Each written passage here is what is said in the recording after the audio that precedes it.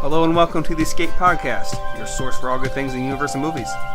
Join us as we explore the vast reaches of science fiction, fantasy, action-adventure, and beyond. I'm your host, Josh, and with me as always is my good friend, and the only survivor of the USS Paper Mache, Dave. Hello! Alright. Episode 3. Episode 3. The podcast continues. Yeah, so real quick, before we get going on the main thing, I want to talk about this new show called Stranger Things. It's a Netflix original. Have you heard of it? No. It just came out Friday to watch, and basically it's kind of like a combination of Super 8, The Goonies, Freaks and Geeks, The X-Files, and like, I don't know, it just kind of has that old Spielberg, like 80s vibe to it, like an E.T., Close Encounters, and it's pretty cool. It's set in the 1980s, 1983 specifically, and I think it's like in Indiana, small town, and basically like these group of friends, they basically live near this like facility that you find out is doing this kind of experiments and stuff, and there's this creature that escapes and abducts one of the four friends, and it's really cool. It's really, I don't want to say too much in case anyone wants to watch it, like what it's all about, but I mean it's really great in terms of like, you know, mystery and thrills, and you know, it was me and Brittany are both watching it and we both enjoyed it quite a bit. Okay. Stranger Things on Netflix. Right now there's 8 episodes. You can stream them all right now. Quite enjoyable. I just wanted to mention that. I'll have to check that out. Have you watched anything recently? Not really. No? I haven't been watching much of anything, honestly. Other than when I finally have time to watch something, I'll put in a movie or something, but nothing new that I haven't already seen. Not to sound totally unprofessional, but is this a recording right now? It doesn't look the same. It's totally recording. Okay, is this like a different program here? Hashtag is this thing on? Okay. Yes, it's on. Okay, I see things happening up there, but I don't know. Yeah, it's recording. Okay, is this like a different program than before? Nope, same one. All right. We're good. Anyway. The mic is hot. So today we're going to talk about Raiders of the Lost Ark from 1981. So... Yes. So I have a little bit of trivia I wanted to run over. So go with it. Okay. So obviously that's 1936. The movie is set in. It came out in 1981. So what was that? 45 years is when it sounds about right. Takes place. Yeah. So originally the character's name was going to be Indiana Smith. I guess the story sounds pretty generic. Yeah. So I guess the story goes that after George Lucas released Star Wars and he got like kind of the dailies of, you know, how it was doing, he kind of could relax on that, and he and Spielberg kind of took a little trip and he started talking about this other idea for a movie he had. It was about this archaeologist who finds these like, you know, supernatural relics, and supposedly Spielberg did not like the name, and they said, okay, fine, let's go with Indiana Jones. So I guess Harrison Ford was Spielberg's first choice, but George Lucas apparently didn't want to use Harrison Ford again because he already used him in American Graffiti and Star Wars. And he didn't want it to be like, oh, I always put him in my movies. His go-to guy. Yeah. So Tom Selleck from Magnum P.I. was considered. Yeah, I remember hearing about that. Yeah, he even did some test footage, which you can watch on the bonus disc. Really? Yes, but I think eventually the Magnum P.I. thing maybe got in the way, or I don't know. But ultimately, obviously, they went back to Harrison Ford. Probably that's when they started talking about making a 3 Men and a Little Baby movie. Maybe. So some scenes... He was all like, I got bigger fish to fry. Maybe. But honestly, I don't think he would have been half bad. I'm not saying better, but I think he would have worked all right. It would have worked. So some of the scenes, such as the minecart chase and the rolling gong, remember that from Temple of Doom? Mm-hmm. Those were actually intended to be in this movie. Okay. But I don't know if they just never fleshed out or what worked out right, but they kind of put it on the back burner and they ended up using it for the Temple of Doom. Interesting. I guess a running gag through all the movies, but especially this movie, is Indy never loses his hat. And they said that was a like kind of a throwback to like these old serials that Indy was based off. He never loses his hat. And I guess the only time he does like kind of temporarily lose his hat is in the third movie, but it blows right back to him. Do you remember that? With the tank thing? Rolls right up to his feet. Yeah, but we'll talk about that anyway. So the movie was originally going to be rated R because of the exploding heads at the end. And back then, I don't know if you know this. It's a good reason. It went from PG to R. There was no PG-13. And I guess they also had this trouble in Temple of Doom because of the whole thing about like voodoo dolls and possession and sacrifices and all that stuff that the ratings board... Why are you making that face? Nothing. Go on. Oh, okay. I'm sorry. The ratings board basically were going to make it rated R, and they say that Spielberg himself like suggested, why don't you have like a PG-13 or 14, something kind of in the middle of PG and R. And it took some time, but anyway, so to kind of get around this, they did the fire that covers Belloc's face to kind of hide the explosion of his head. I saw that. Yeah, and that's why, because it was rated R and they needed to get that rating down. One other thing I want to talk about is, well, not one other thing, I got a few more things. John Williams apparently came up with 2 themes for Spielberg. Yes, I knew this. Yes. Spielberg liked them so much that he had him combine the 2. So the theme, Indy's theme, is actually 2 separate themes. Yeah, and then the other part's like ba-ba-da, ba-ba-da-ba-ba. That's the secondary. Yeah, theme. yeah. Apparently Jeff Bridges turned down the role for Indy, and I never have heard this before, but in doing my research, that's what I found. I don't know how he would have done, but interesting. Yeah. Jeff Bridges, huh? Jeff Bridges, yeah, the dude. Yeah. The sound of the Ark lid being removed is actually a toilet tank lid, which you can totally hear that if you really think about it. Yeah, that's just the sound effect.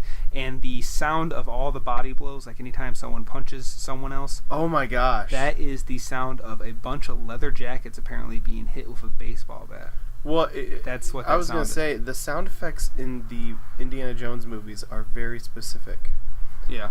You find them in no other movies unless they're like in another movie for the point of being like an Indiana Jones Easter egg. Yeah. Like you'll hear like the punch and it's like a yeah. It's really loud and it lasts like almost a full second. Yeah, that's apparently leather jackets being hit by a baseball bat. That's crazy. I was just thinking about how in Star Wars Episode 7, The Force Awakens, there's a scene where Han Solo runs up to a guy and punches someone, and it's the same sound effect. Which movie?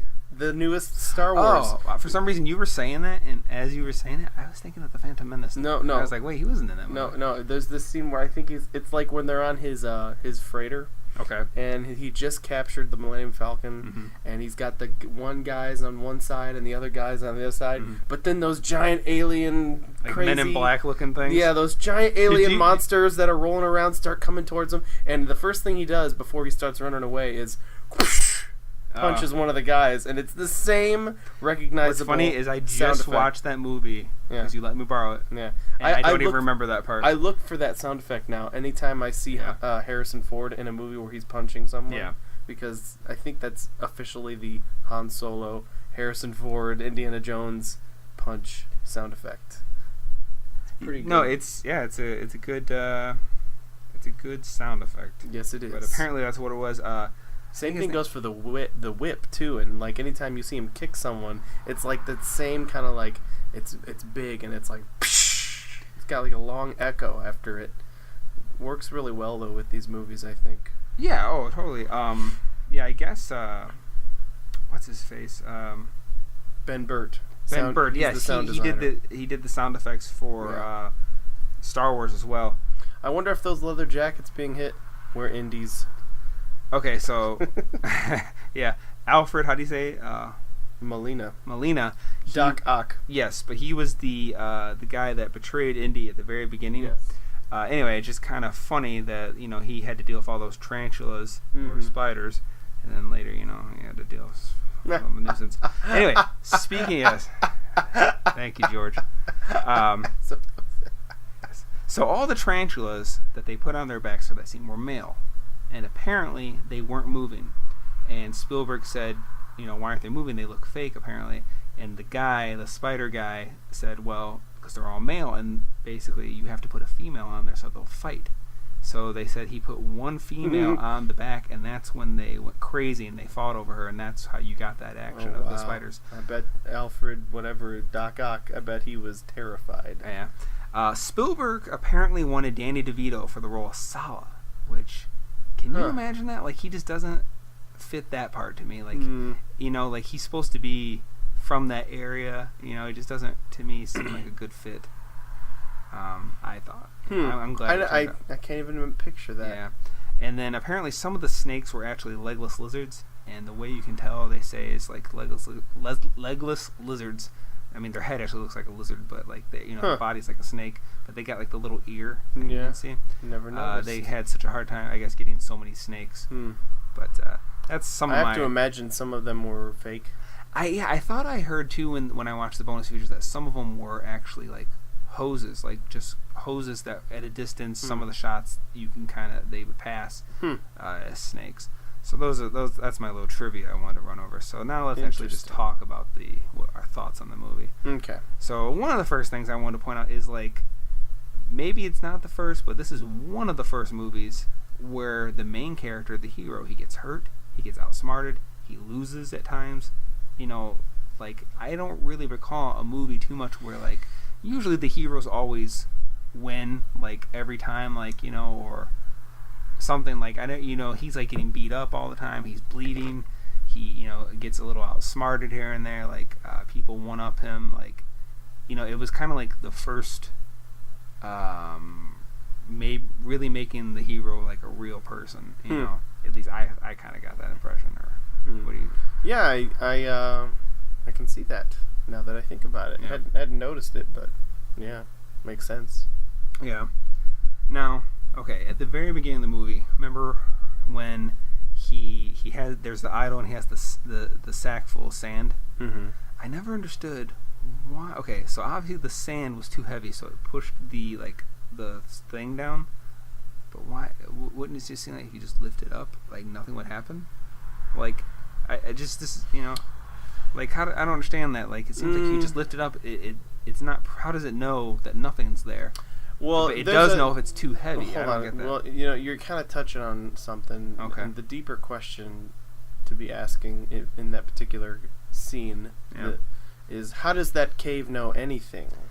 Oh, yeah, another one, like, it's... Like, he put his hand in the ray of the sunlight. Yes. I want to meet... absolutely listen, right. I want to meet the designer, the structural engineer of this guy, of this cave. Yeah. Because... No, you're absolutely right. The cave designer, trapdoor designer guy from whenever this cave was supposed to have been, you know, all set up. South he American. Must have been a prodigy. Yeah, I was thinking the same thing. It's a cool scene, of course. But... you know, it doesn't make sense how it works, but, you know, some things you just gotta let go. Movie magic. Yeah. But yeah.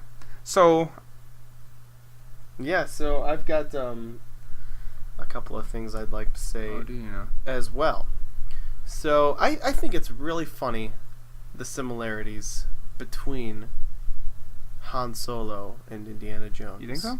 There are some pretty blatant, like I think there was even there was a scene where he's getting ready to go off to search for the Ark, and he's getting his gun and his clothes and everything. He's packing up his stuff, and he says something like, "I don't believe." What a cautious fellow I am. I don't believe in a lot of that stuff, and he throws his gun, and it's like he's got his gun out, and he's talking about things that you're expecting him to see. Nothing's like a good blaster at your side. I don't believe in that stuff, you know, and it's a lot of simple tricks and nonsense, like in Star. You know, it's like that you could intermix those lines. Really? You could probably take out the lines from Star Wars in that scene, put it in that particular scene in Indiana Jones, and you would probably not notice a difference in the character because it sounds like something he'd say. I think. I'm not saying you're right. It just never occurred to me. I will say, however, there is a comic book, I guess. I don't know how popular it was, but it's about Han Solo and Chewbacca, and apparently they're like trying to run from the Empire. They go through like some like hyperdrive thing, crazy whatever, and they end up like coming out and they crash land on this planet where Han eventually dies, and you end up finding out that they are transported back in time to Earth, and Indiana Jones is exploring some thing there. So like basically it's like Han Solo meets Indiana Jones before he dies. It's supposed to be like, you know, kind of thing. Interesting. And Han Solo dies, and Chewbacca lives the rest of his life on Earth, and he becomes the legend Sasquatch or Bigfoot. Like that's what people saw, and like that's the comic book. Cool. I didn't read it, but I've read about it. I want to read that comic book now. I wonder what the name of the comic book is. I'd have to look it up. I can't remember offhand, but I was reading about it one time. To be on the lookout for that one. Yeah. So I mean, how many other films and video games did this series? Oh my goodness! You got The Mummy, Tomb Raider, National Treasure. I would say Uncharted. That definitely kind of borrow from this. Mm-hmm. But I guess there's a DuckTales. I didn't realize how old DuckTales was. I guess that was like a comic book series. Did you know that? Well, no, I didn't know that. Yeah, and apparently Spielberg and Lucas also got inspiration for Indiana Jones from DuckTales, where there was like ones where they were exploring like ancient temples, and there would be like booby-trapped things guarding the thing. And I was reading, they said like they read it certain ones when they were like 12 years old, and that kind of inspired. And I always thought when I saw those the DuckTales from, I don't know, what was it, late 80s, early 90s, whatever, the one where they did stuff like that, I always thought they were copying off Indiana Jones because it came out around. Well, you know, there was also a show called The Rescuers Down Under. Yeah, I remember that one. I thought that was a lot like Indiana Jones. The Rescuers Down Under. I remember the first one where they're like in Louisiana or whatever, but I don't remember. I know that it was like the sequel. And of course, you can't forget the Young Indiana Jones TV show. Yeah, I watched it, but I can't remember too much about it. I know that Harrison Ford guest starred in one episode. He had a beard because at the time he was doing The Fugitive, and he couldn't shave it. But it's, I guess, in it you learn that he also played the saxophone, which they never have talked about that again. But wait, so he showed up in an episode and he played it like his older regular self? Yeah, because every episode of The Young Indiana Jones, I don't know how well you remember, it started off with an old man, and you find out that old man is Indiana Jones. No, I don't remember anything about the show, honestly. So I remember... I just remember that there was a show. Yeah. In the first episode, basically, there's a museum, and there's these kids looking at whatever, and this old guy starts talking about it, and you find out that he is Indiana Jones, and he basically is telling the kids about how he found this thing, and basically donated it to the museum once he found it, and he's telling them how it flashes back then to like I think the 1920s or something like that, when there was one version where he was like a little kid. There's a picture right there. Yeah. And there's interesting. Yeah. So anyway, one episode though they got Harrison Ford, but again he was sporting a beard because he was doing The Fugitive. Yeah. I'm looking at pictures now. That's pretty cool. I'm looking at you looking at pictures right now. I did not know that he ever did this. Yeah. He's got a saxophone in his hand. Yeah. I guess that was something to do with the episode, but yeah. But what movie would you say, is there one you think copied it the most, the formula? Would it be Tomb Raider or The Mummy? Maybe The Mummy. I don't know. I would say The Mummy. The Mummy? Or National Treasure, one of the two. Well, the only thing about National Treasure, though, there's not the supernatural aspect, but I think they did more of the booby traps, right? Yeah, that's what I'm talking about. Oh, okay. Which, by the way, I hear they're doing the Tomb Raider reboot movie. Yes, they are. Yes, they are. And I hear they're trying to do a sequel, like a third National Treasure movie, too. Yeah, I think I did hear that, but that's kind of... I've heard about that a long time ago. Nothing's happened yet, but... And obviously they're trying to do now Indiana Jones 5, which hopefully will make right all the wrongs of Indiana Jones 4. Yes. Because... Well, obviously it was the best of all of them so far. Yeah. Honestly, okay, before... Indiana Jones and the Ancient Aliens. Yeah, before Indiana Jones 4 came out... I'm not saying it's aliens, but it's aliens. Okay. Yeah. Before 4 came out, 2 was always, in my opinion, the weakest. Yes. And I thought, man, after 4 came out, 2 looked like a masterpiece. But the honest trailer for Kingdom of the Crystal Skull is genius. Yeah, those guys are funny. But I remember when they first released this on DVD, I picked it up like the day of, and I remember going to Walmart because Walmart had a special extra disc with it that was just a behind-the-scenes thing on Raiders, specifically the first movie. So I purposely went to Walmart to buy it so I could get that extra disc. Have they released this on Blu-ray yet? The trilogy, have they? I think so. Yeah. Yeah. I only have. I don't have them. I just got I them on have DVD. 2. No, I have 3 Blu-rays total. Myself. My wife has more Blu-rays than I do. Yeah, my wife could care less. I'm not, Couldn't care yeah, less. I couldn't. I'm not a big. About Blu-rays. Yeah, I mean, if it's like if someone bought me one as a Christmas gift, that's fine. But like, I remember it was like hard for me to replace all the movies I already had on VHS to DVD. Yeah. It was like, man, I'm buying the same movies again, and I just can't justify in my head buying some of these movies. Well, it's funny you mentioned VHS because I remember when we were kids that you bought this. You bought the Last Crusade. I had all with of them. me. Oh, You didn't have the third one I don't at the remember that. time. You only had the first 2. oh, okay. And one day we went to like Target or something. Your Oh. mom was in there shopping or something, and we were walking around, and you were like, "Hey, there's a Last Crusade. Let's buy it." And I was Oh. like, "Okay." I don't remember that. I will take Yeah. your word for that. I have a weird long-term memory. Yeah. Obvious. So for me, one of the fondest memories of me is watching this with my dad. There's certain movies like Back to the Future Yeah. movies, the Indiana Jones movies. Mhm. I remember watching Star Wars with my dad, the 3 originals. And also, I remember my aunt when she let us borrow the Next Generation movies pack, Mhm. which at that time was the 3 movies Yeah. before Nemesis came out. But like Yeah. those movies, I think they're special to me because I remember watching those as a kid with my dad. I have some memories of watching this movie with my dad, but it's very sporadic and very like my dad had all those classic movies on tape when I was a kid, but I wasn't really interested in them, so I have these memories of occasionally seeing them on the screen while my dad was watching them. Really? So You didn't care for Indiana I Jones? didn't at the care. time? Honestly, I will tell you this right now. Okay. The very first time I ever sat down and gave this movie, Raiders of the Lost Ark, my undivided attention was when I watched it with you. Oh, When we were kids. I did not know that. You were like, "Hey, let's watch these Indiana Jones films," and I was like, I've kind of heard of Indiana Jones before, but I really don't know anything about them. I did not know that. So that was the first time. So now, I mean, every time I watch these movies, I think of when we watched them. Oh. And so that's that. You know, there are some scenes. There are some scenes in this movie that stick out to me, like the scene where they're like when the guy's face is melting off. That scene, I remember seeing that as a kid. Yeah. But having no context and no idea. I had no idea what was happening. Yeah. And as I got older, I'm like, hey, I remember that from when I was a kid. Now that I know what Indiana Jones is, as I got older. So.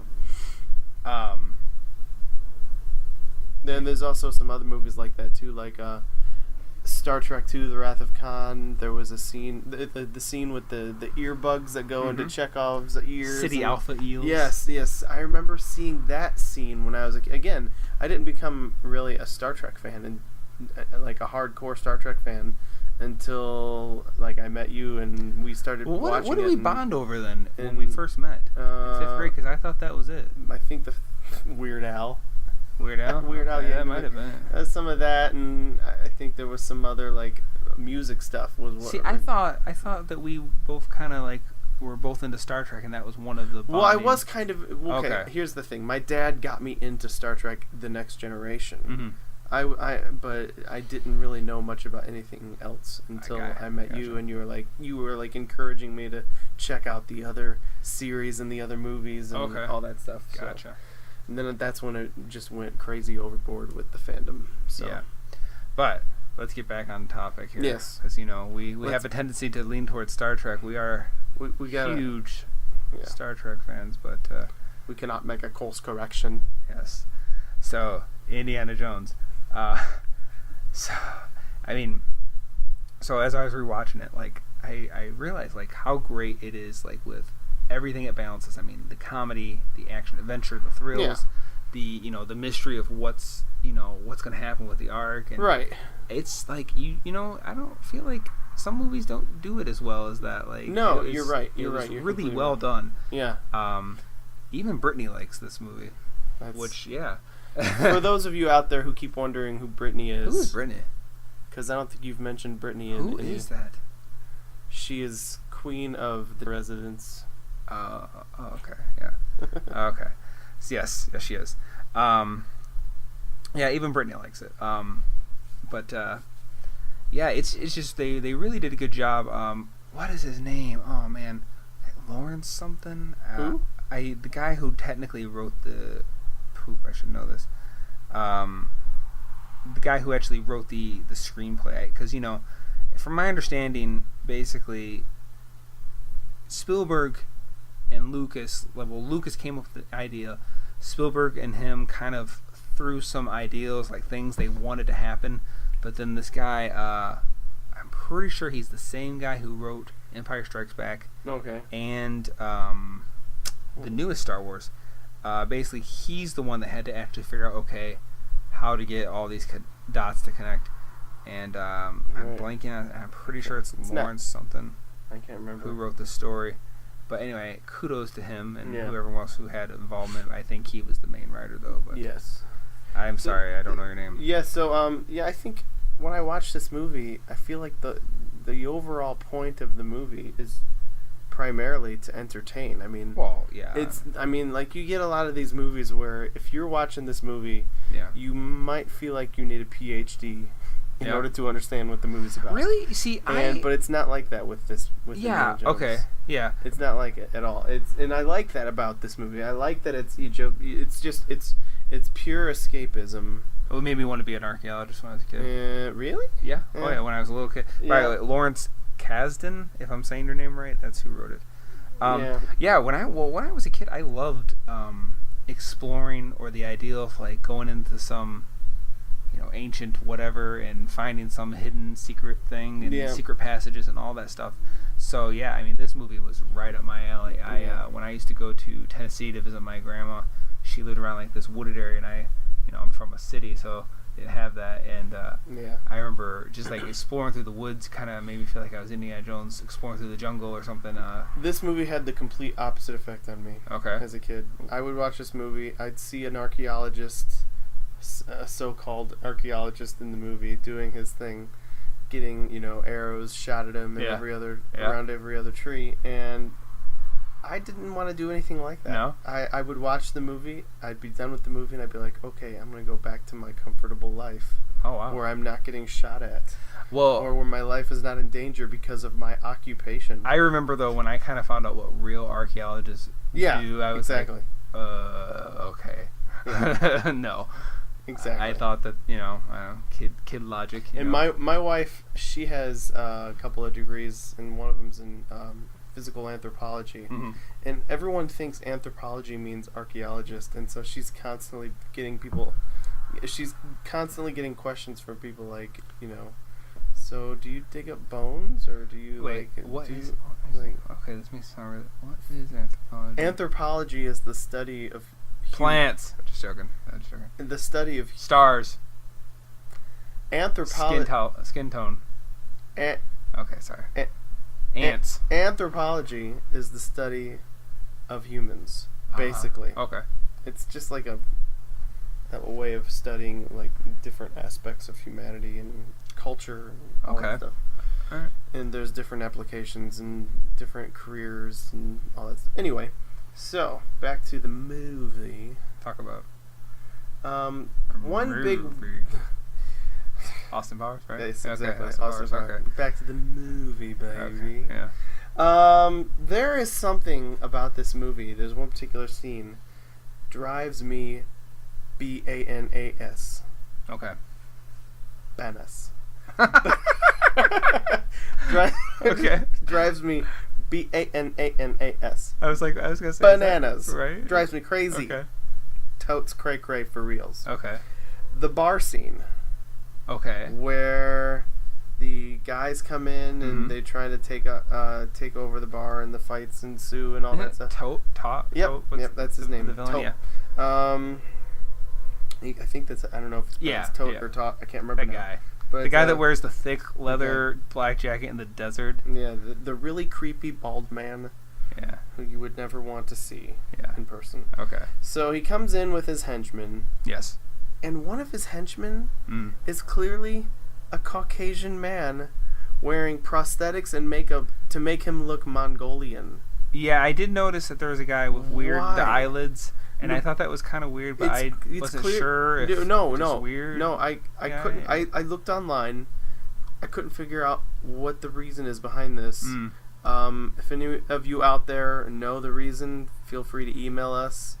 escapepodcast16@gmail.com. Because I want to know, why is there, instead of just getting a guy who's actually of that descent, why get a guy who's not of that descent and put prosthetics and makeup on him to make him look like he's that descent? Just to, and not even that, but not only did they go out of their way to make this guy look this way, this is the henchman that gets shot in the face and then gets set on fire. Yeah.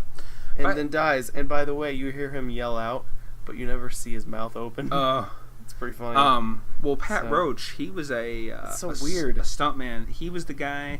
He's in every Indiana Jones movie except for Crystal Skull, which to me that's not even an Indiana Jones movie. But anyway, he's in all the movies. His part is severely cut in the third movie, but he is in this movie twice. I don't even know who the person is. Okay. Who the actor was. Okay, he is the guy that Indy fights at the Flying Wing. He's shirtless and he's big and huge. Oh yeah. And he gets cut up by the blade. But that was the second time you see him in this movie. In the first part, he is the guy that busts when in that bar fight. That he gets behind Indy, remember, and he like starts slamming against like the walls and stuff. Yeah. And he's got like a beard and stuff. Yeah. That's the same actor, but they made him look different. And then he's also in Temple. Well, again, like I said, he's in all the movies. In Temple of Doom, he was the guy that his scarf got caught in the conveyor belt thing. He was whipping the kids. Okay. And remember, it like pulls him through that big roller thing. That's that same guy still. But interesting. Real quick, while I'm talking about that scene, so I never caught this before, or I don't know which way to interpret this. So when Indy and that guy are kind of struggling, and another guy gets his gun ready, and the toe or whatever his name is, he says, shoot them both. I always thought he meant shoot Indy and Marion. Yeah. But this, I just finished it today for this. No, yeah, he was talking about his own henchmen. Yeah, I thought, oh my goodness, does he mean shoot like literally his henchmen and Indy? Yeah. I was like, oh my goodness, that's pretty ruthless when you shoot your own guys, man. Yes. I never ever caught that. Yeah, I watched that and I was like, huh. What a punk. Wow. What a shrewd businessman. Yeah. Yeah, anyway. Yeah. So, I was thinking, this movie, I don't think could have worked in any other time period. Like, no. There was something about this time period, I think, that just really makes it, I think, kind of almost seem timeless. I think if they would have made it contemporary in 1981, that it just wouldn't have worked very well. I mean, I know there was another movie that came out, I think it was kind of riding that indie wave, called Romancing the Stone. I'm pretty sure it came out after, but I think it somewhat has an Indiana Jones vibe to it. Yeah. But it's set contemporary, which I think that also came out in the 80s. Maybe it was early 90s. I think it was the 80s. Michael Douglas was in it. That's all I know. I think it was the 80s. But I just don't think. I think that's what kind of helps make the movie last better. You know, because like it doesn't seem as dated because that time is already so far past. And, right. I was reading about how they had to like take down for the Cairo shot where they first see Sala and he's looking at the medallion and all that stuff. They had to take down some of the aerial antennas and stuff because they couldn't CGI them out like they can today. They actually had to like go to all these people's houses and like I don't know. I'm guessing pay them for their. Well, they actually probably could have a little bit because if you're not familiar with the movie Somewhere in Time, I've seen it. Christopher Reeve, Jane Seymour, filmed up here in Mackinac, in Michigan here. Our little gem. So there was lots of scenes walking around outside, and originally when they filmed it, got the Mackinac Bridge in the background. Yeah. But since they're in a time period before the Mackinac Bridge was built, they had to somehow, I don't know how they did it with the editing techniques of the time, but they removed the background shots of the bridge behind Chris and Jane. So interesting. You know them on a first name basis? Yep. Good old Chris and Jane. Okay. Old college buddies of mine. Yeah. Oh. Yep. Did you do some time traveling to get here? Yep. Okay. Interesting. So Do you remember the scene where Belloc, the French villain, like Indy's, like he was like Indy's like personal nemesis? He was the one that stole the idol at the very beginning of the film. Doc Ock. No, Belloc. He was Oh, that guy. Okay. So that guy. That guy. I never noticed this before. So, in the scene where Belloc is walking and like they're all still searching for the Ark and stuff, and the Nazi general guy, I don't know his name. He's the one that his face, like I think like looked like he got sucked inward at the end. So awesome. Yeah. He says something like, when are you gonna find it? You promised me, and he goes like, promised you nothing. Anyway, Sala, yeah, we got the door because it's really hot in here. Yeah, and there's cars. Clearly, there's like a biker gang that goes by in the background every 5 minutes. Well, we are near Detroit, so gangs. Just joking. Anyway, so like as they're walking, Sala walks right past them, and you'll see he takes up his like scarf thing and like covers his face, but he actually kind of does it almost right as he's past them, which, one, that's kind of too late. Yeah. And two, I didn't know that Belloc knew Sala, but three, I just never noticed he even did it. It's kind of cool. I just never noticed it. One thing I was kind of wondering about this. So you know the scene where he swims over to the German sub? Yes. And he gets in it, and then suddenly they're just at the well, yeah, they show the little map, though. They went to a little island. Yeah, but like all that time, you wonder where he was, or where in the heck was he? Because I've been in a submarine just like that. Yeah. There is no extra space. Were you stealing documents or something? No, I went to it was when I was out in California. Yeah. They have a like a decommissioned sub you can tour. They have a sub it's docked and you can walk around inside and they give you a tour. Those things are cramped. Yeah, oh yeah. And there's no room for anything to hide. And I just don't even know if he was somehow able to get inside the sub. I can tell you exactly. Without being detected or seen by anyone, somehow he was able to hide the whole time. I don't know if this was them just being funny. I had heard that originally they were going to shoot it, that Indy actually held on to the periscope the whole time. So basically like... Underwater? No. Basically that the periscope stayed above water and he just held on to it and like cruised along with it. And I don't know if this was... That is so dumb. Yeah, that basically they didn't shoot it, so they just kind of let you... well, sometimes movies, That's as dumb as a bag of hammers. Yeah.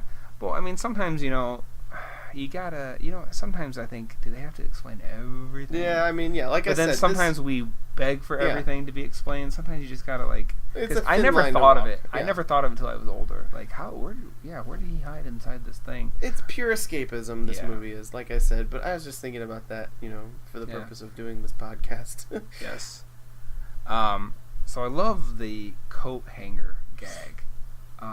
When yes, and I guess the story goes behind that because it looks like nunchucks or something. Well, I thought it was some kind of strangulation device, like he was gonna kill them. When I first saw it, at least I remember being like, "Oh, what's he doing?" Some kind of torture device. Yeah, I guess there was another movie that tried to use this gag, and it didn't quite work out. Yes. And I guess it was kind of just one of those things they put in their back pocket. Yes. And saved it for this movie, and it worked out much better in this movie. What are you doing there? Keep talking. Okay. Very well. Anyway, I always remember liking that scene. Like, it's pretty cool. Keep talking. Okay. All right. We're having a little bit of technical difficulty. Are we? But I'm fixing it. Okay. So yeah. Now, did this movie scare you at all as a kid?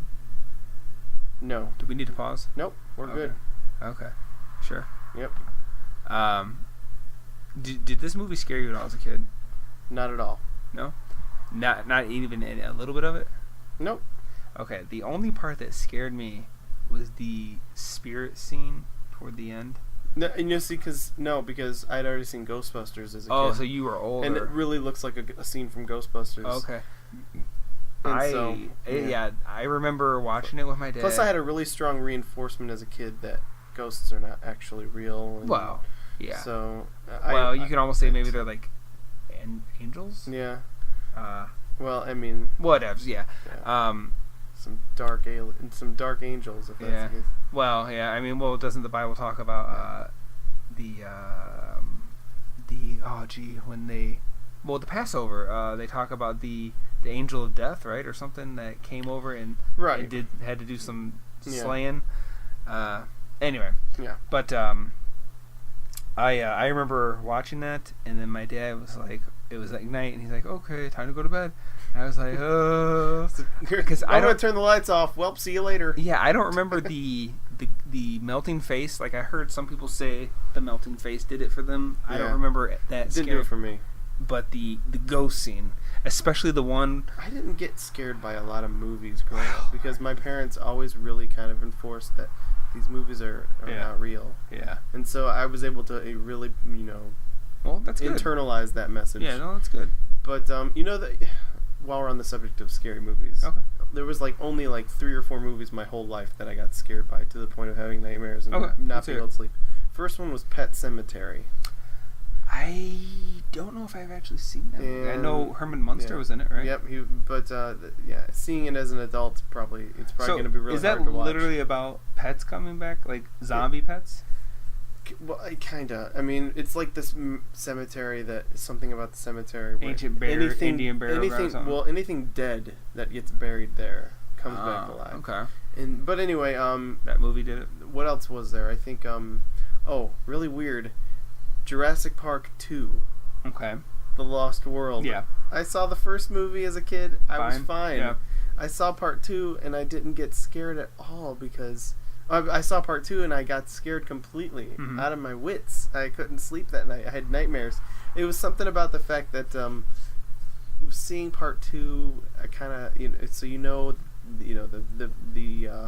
the people are going to get eaten by dinosaurs. Wait. Jurassic Park has dinosaurs in it? Are you serious? And they eat people?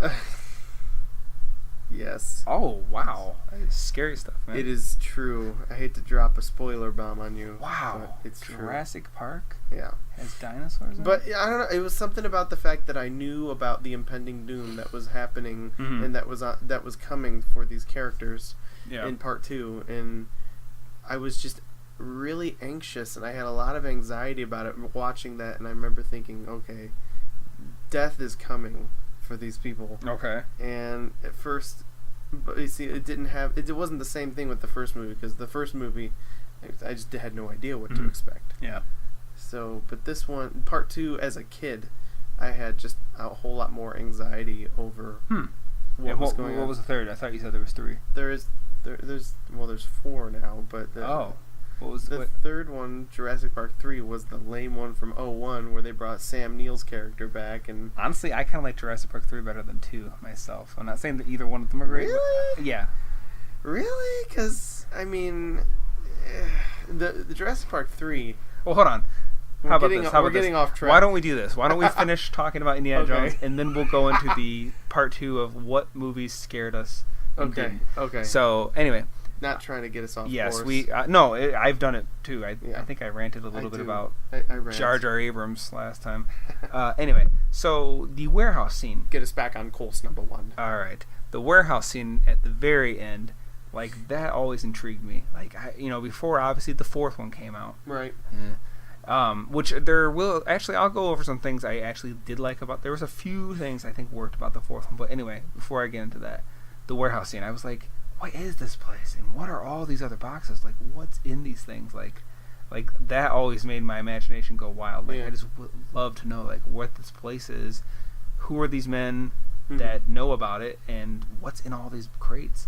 I just always found that fascinating. And don't they show that room in in part 4? Yes. So if I could kind of slightly shift gears. It's been years since I've watched Kingdom of the Crystal Skull. There was a couple things I actually thought the 4th movie did well. One, I liked that since the first movies took place in the 1930s, and obviously the movies themselves came out in the 1980s, they did a real life passage of time. So basically, however many years it was, I want to say, I don't know. Yeah. Whatever. I think the last movie came out in 89. It was 20 years. Okay, let's say so. It was 89 to 08. Okay, so they did 19 it right. 19 years. Okay, so they did it. Yeah, 19 years. That sounds right. They did it like that. So then it took place in the 50s, which I always thought the 50s was a really cool time period. Anyway, that's probably a lot to do with Back to the Future too. But they did that, and I thought that was kind of cool to see Indy now with like the whole like the greasers and the socias. And and kind of the outsiders. The 50s is when the rock and roll. And it's when like the whole Roswell and the Area 51 and all that stuff. Was that the 50s or was that the late 40s? It was the 40s, but yeah. like I mean, yeah. it was on people's radar. Yeah. Oh, of course. Well, then. yeah, more like the early sci-fi movies were starting to come out. In by the 50s. that time, people were kind of getting an awareness of extraterrestrial fiction. Yeah. And, so all that stuff. I did like the whole 50s thing, and I did think it was cool to see Indy is now in the warehouse from the very end of Raiders, and obviously you get that quick little glimpse of the actual Ark. Yeah. Which, he doesn't get to notice it. That might have been almost cool if he gets to see it a little bit, but he doesn't. But that was about it. Yeah. And then, like, I kind of like that you saw, like, you saw pictures of, like, Sala at his house, Marcus Brody, and his dad. Mm-hmm. That was kind of cool to see, like, just references to people. Other than that, there's that biker gang. Yeah, darn them. But that's about all I really liked about the fourth one. Yeah. I mean, I could go on and on about things I didn't like, but that's the only thing I did like. What did I really like about the fourth one? I don't know. Pretty much everything. I like how they handled the scenes with him on the university campus really well. And what do you mean? Like him in professor mode, basically. Yeah. Do you notice he never fires a gun in the fourth movie? Like, come on, really? He never fires. Yeah, I could have swore he did. He fires a because he's holding rocket launcher thing, but the scene. He holds a gun, but he never fires it. That's when his friend betrays him at the very, very beginning. Remember? No. I'm talking about the scene where Shia LaBeouf and him are in like that where like the guys wearing the masks and it's nighttime and doesn't he fire off the gun to scare off the bad guys? I don't recall. I don't know. Well, okay, let's just say for the sake of argument, it's been a good 7 or 8 years since I've watched this. Well, let's just say for the sake of argument, he does. Yeah. He never really fires a gun at villains. Like there's no like shootouts. Huh? Really? Like, I mean, come on, Indiana Jones have a shootout, and I don't think there was the car chase scene in the second movie, like where he's shooting back, but Lao She, I believe. Nice try, Lao She. Yeah. Sneaky death. That's a Scrubs reference. Yeah. But by the way, did you know that was Dan Aykroyd that gets him into the plane? Weird. Definitely. Weird. And Club Obi-Wan in Temple of Doom. Yeah. Anyway, but yeah, I all in all, like, man, the fourth movie, I don't even own it. I don't see the point in owning it. I own it. You do? But I haven't watched it in years. Punk. I feel like, because I got the box set when the movies first came out on DVD, I got that box set and I felt like this is complete. And then, Which box set do you have, the 03 or the 08? Because it's probably 03 because I know it was when they first did it on DVD. Wow. Is it that one? It looks awfully like it, yeah. Okay, so for those who can't see, Dave just pointed at a bookshelf on his wall. With lots of movies. Lots of movies. All right. So, the scene in Raiders where he falls down to the snake pit. Yes. Originally. Oh, the glass. On tape. Yes. The VHS, you can see the reflection of the snake. Yes. But in the DVD, they fixed it. Yes. For those of you that may not know, the scene where Indy finally gets to the bottom and there's that cobra, like, staring him dead-eyed. Actually, they're asps. Okay, sorry, asp, the snake. That's the quote from the movie. Yeah, I remember. Asps. Very dangerous. And my axe. Oh, sorry, wrong guy.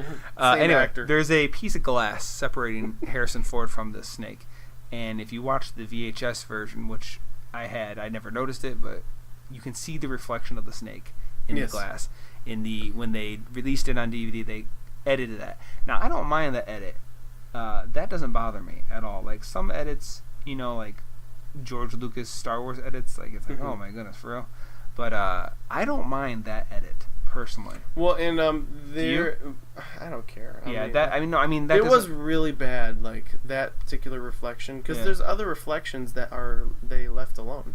Like the scene where Marion drops down into the snake pit. you can see on the DVD that they did Really? not fix that one. You I can wonder- still see. I would have to You can pay still more see a attention reflection to there. Oh, I'd But have to pay more attention. I just remember that initial snake reflection when Indy went down there initially. That was the big one. Yeah. And I'm glad that they at least fixed that one, if nothing else. So. I guess. Do you remember when they took Marion in that basket and they put her in the back of the truck, and then it starts to Indy shoots the guy. The guy falls over on the wheel, and it causes it to like ride up and flip. Yes. Okay, and then blow up.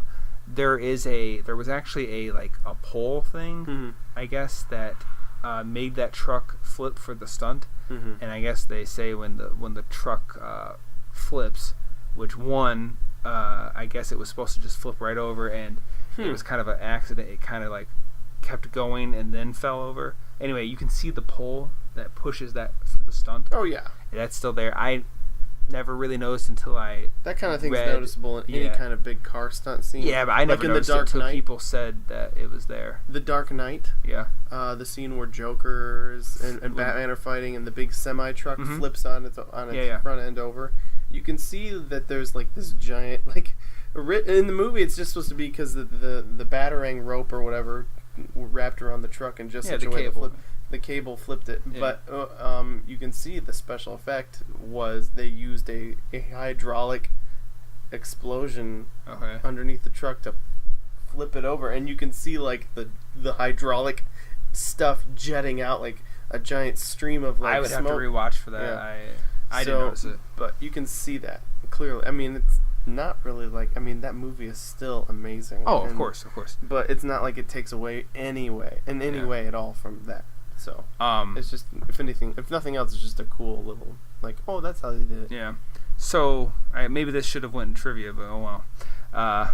I guess most of the cast and crew, except for Spielberg, really, they ate a lot of the food and water while they were over in the other country filming. Okay.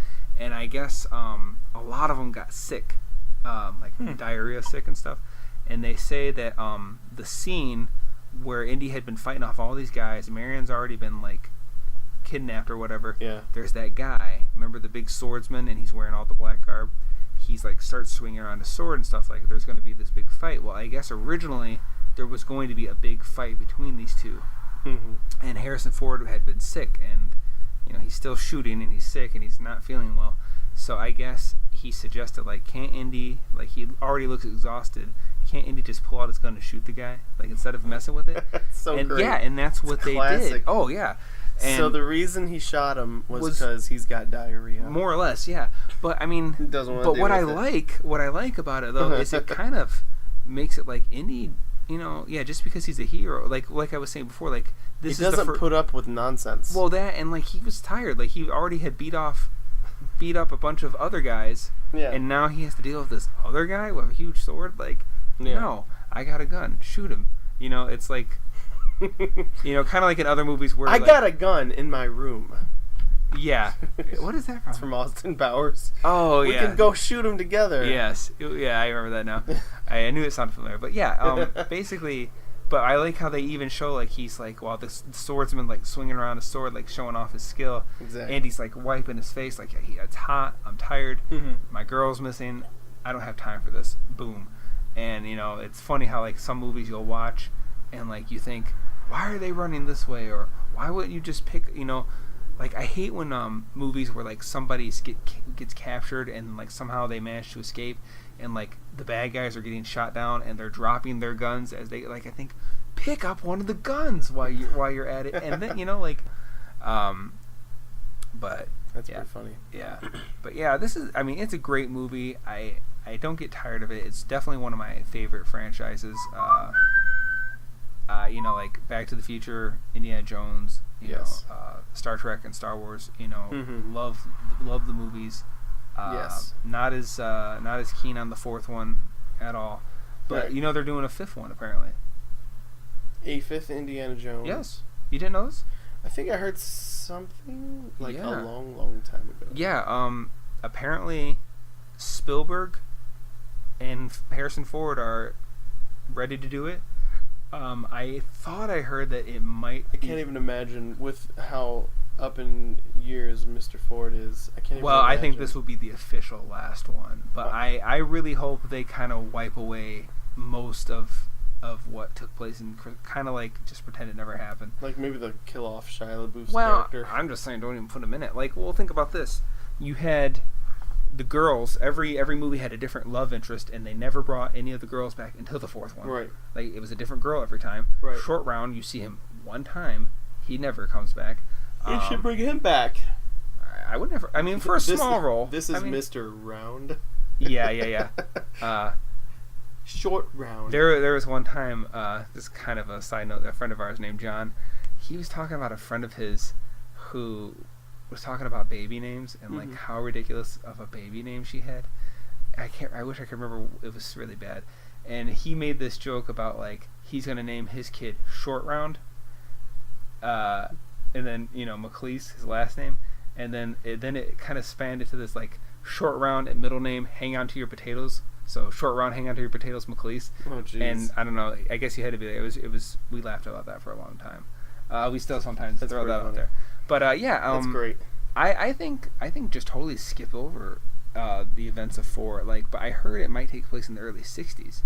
It makes sense because it's been about 10 years. Yeah. Yeah. Let that poor cat go. How you doing? Trying to get it to. Trying to get it to meow. But hey, we're here to talk about what are you doing, man? Okay. Goof. I get distracted by things, and the cat just walked by. Yeah. So I started messing with it. Yeah, I don't know, man. I remember getting this movie, the trilogy on DVD. I watched it like practically every day. Every day.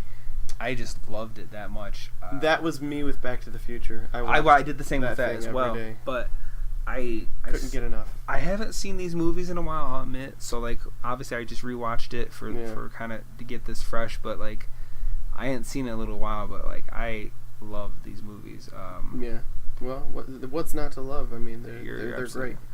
So one of the things I did want to talk about is some of the things they say that the Bible says about the Ark are not at all accurate. Okay, yeah, exactly. One thing I'll really point out is Marcus Brody says the Bible says an army that carries the Ark before it is invincible, which is not true because the Israelites they had the Ark and they would carry it into battle, and when they were right with God gave them favor. They would take care of their enemies, but the Bible talks flat out how they would sometimes carry the Ark and they weren't obeying God, and God allowed them to get slaughtered, and the Ark to be captured by the enemy. Yeah. So it's not like it was just like this, right? This invincibility, thing.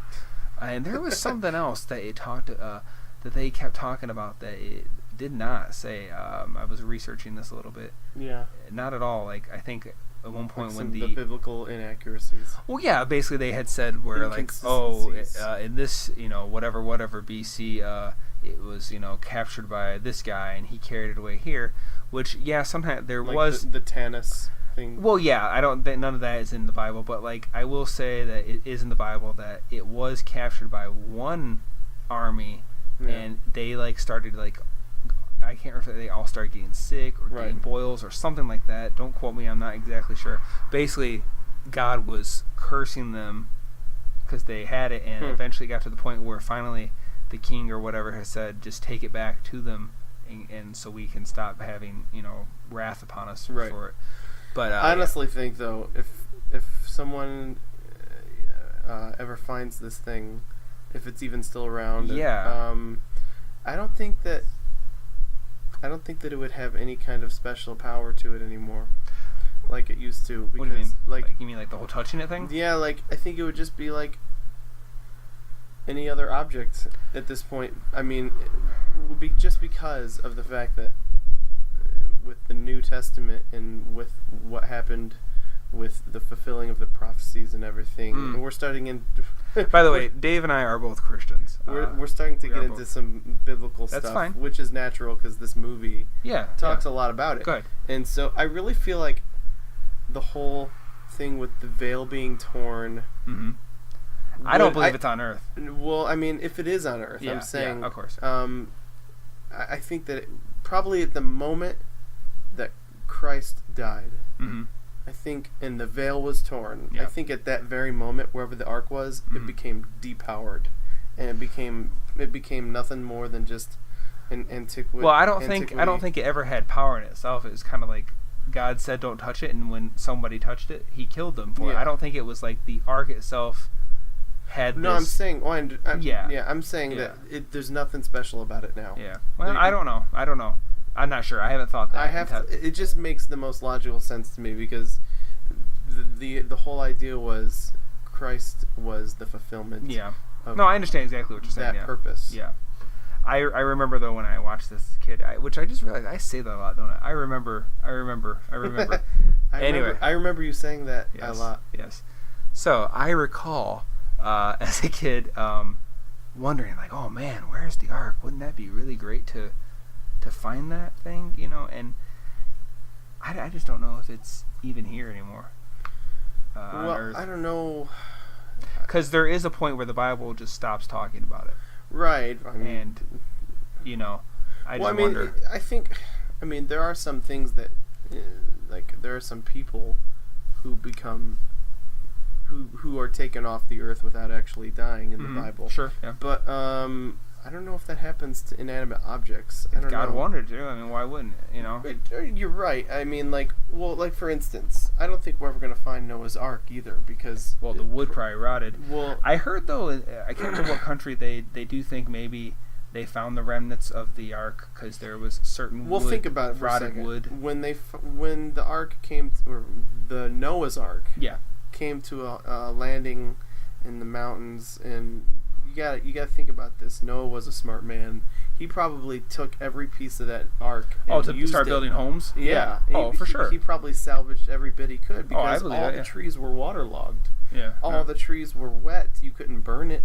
You couldn't nothing. The ark represented the only usable wood on the planet at that point. Yeah. So sure. I think Noah was smart enough to use it, and I don't think it's around anymore. So. That kind of thing could maybe have happened to the Ark of the Covenant. Maybe there was something happened and it was maybe it was destroyed, or maybe even God destroyed it. Sure. Maybe God destroyed it at the moment when Christ was, crucified. But we're getting into speculation and all that stuff. So I'm just trying to think of what could make sense. Yeah. Theoretically. So. I think that's all I have to say about the first Indiana Jones movie. But do you have anything else to say? No, I'm good. So, did you want to talk more about things that scared you, or would you like to talk about some other movie topics, like movies that are coming out that you look forward to seeing? Well, we are at the hour and 3-minute mark. That's okay. So I don't have a problem with that. If they have a problem with it, they can just shut it off or delete it. What are you thinking about Rogue One? Rogue One looks so good. I agree. I actually think, this is just, I think it actually kind of looks better than The Force Awakens.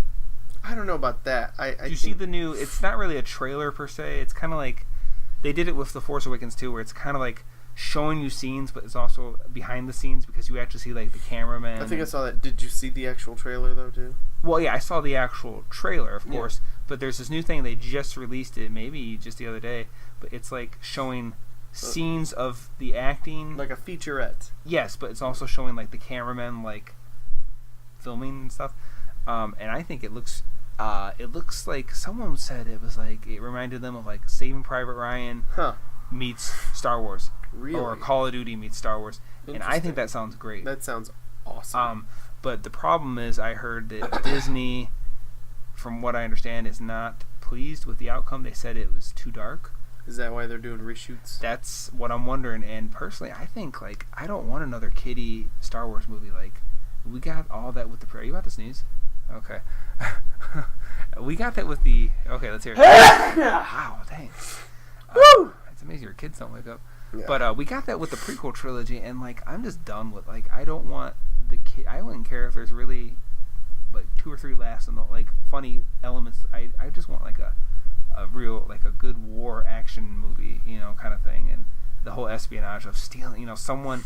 I almost wonder, does someone go undercover? Like, does someone have to infiltrate, like, one of the Star Destroyers or the Death Star itself to steal these plans, like almost like Mission Impossible type stuff, where like he would have to go into this special place and download all these schematics just to get it back in hopes they can find a weakness. I think that sounds really cool. I'm excited about it, and I'm excited that Darth Vader, James Earl Jones, he's going to be in Rogue One. I've heard, makes perfect sense for the time that it's taking place. I've heard they're going to put him in it, but maybe this sounds been confirmed. Oh, okay. Maybe it sounds crazy, but like when I first heard about the movie and it's set between or technically before the first Star Wars movie, so yes. So it's between 3 and 4. Yeah, Vader would be around. I didn't care whether he was or wasn't. I mean, that's fine that he is. But he's the menacing ultimate bad guy of the time, so he has to be. What do you think is in that? Like, do you see that one part where it looks almost like a tank, water tank? Like, remember the thing that Luke was in after the Hoth thing? Like, it was like a tank. Like, it looks almost like that, or maybe some kind of like cryogenic chamber, suspended animation thing. Something like that. Maybe, I'm not sure, but you see that in the trailer. What do you think that is? Some people I thought saying like the Emperor, maybe the Emperor himself. I don't know. He's coming here. Yeah. And he's most displeased for our current lack of progress. Let me tell you. No. Well, obviously, it's like do it. I don't think the Emperor is ever mentioned in the first Star Wars, is he? He's not ever mentioned until the second one, Empire. I had heard a rumor once where there was the actor. What's the actor that plays the Emperor? Oh, I'm losing his mind. Ian McDiarmid. Yeah, okay. Ian McDiarmid. I'll trust you. Ralph Dimaggio. I thought I saw an interview once, like 10 years ago or 12, 15 years ago. Somewhere between 1 and 100 years ago. Whenever. That face you gave me. What, you can goof around, I can't? Well, let me grab the cat. Okay, sorry. When they were filming episode 2.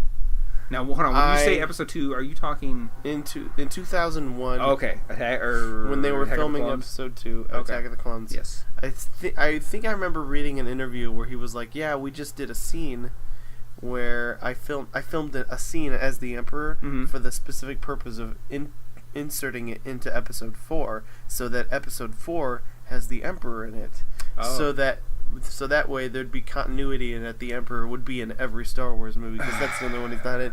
I thought it was really cool at the time, but I never saw it. And I think that it must have just been a rumor, and that it never happened. It's like I could go into a whole Star Wars thing with right Yoda. Now. Yeah. I can go into a whole Star Wars thing right now, but I almost wonder, should we save that for another episode, or do you? I don't know. Probably. Because I have a lot of thoughts on the special edition changes, some of which I don't mind. Yeah. Some of them, I was like, it's like what and why. But I almost feel like that should be left for our episode 4. Right. Which that's another thing. I just call it Star Wars. The original Star Wars, I just call Star Wars. I don't. I'm so don't. Because it was called. It was just called Star Wars. I know. Originally. I know. It's just Star Wars. I always say Star Wars, and then The Empire Strikes Back, and Return of the Jedi. I don't do the number thing. Yeah. I don't know why I'm kind of weird like that. I don't know. Anybody else? Just I'm call sure it Star there are Wars? many that do. I call it episode 4. So, if anyone has any questions or comments, criticisms, whatever, you can email us, like I said before, escapepodcast16, that's 16, not spelled out, just the number 1, the number 6. And keep in mind, just like Indy himself, we're making it up as we go. Yes. Anyway, escapepodcast16 at gmail.com. And Dave has now set up a Facebook page, which I don't know anything about. You can check out the Facebook page. Escape Podcast 16 is the at handle, but you can just search the Escape Podcast, and there are a ton of Facebook pages. You'll called see our the ugly Escape face. Podcast. There is? Yeah, man. we're not the only one. Oh, bummer. But you'll find it eventually, and you'll find, because we're the one that's Escape Podcast 16. Yeah. And the only reason I did that is because I couldn't think of anything, because when I tried to set up the email it wouldn't just let me do Escape Podcast. So I was like, well, we started in 2016, so that's what the 16 represents. 16 to me. Anyway, so if you have any questions, comments, criticisms, or any suggestions of movies or topics you'd like us to discuss, please email us or go to the Facebook thing. I am not up on Facebook at all. So basically, if you hear from us, you're really just talking to Dave, because I don't understand Facebook or Twitter or any of those things. And I am on all social medias. Are you? Except for like Tumblr. Well, I started Tumblr. Well, I don't even know what that is. A long time ago, and I lost interest in it. What is Tumblr? Let's see. I'm on Facebook. I'm on Twitter. Yeah. I'm on Instagram. Yeah.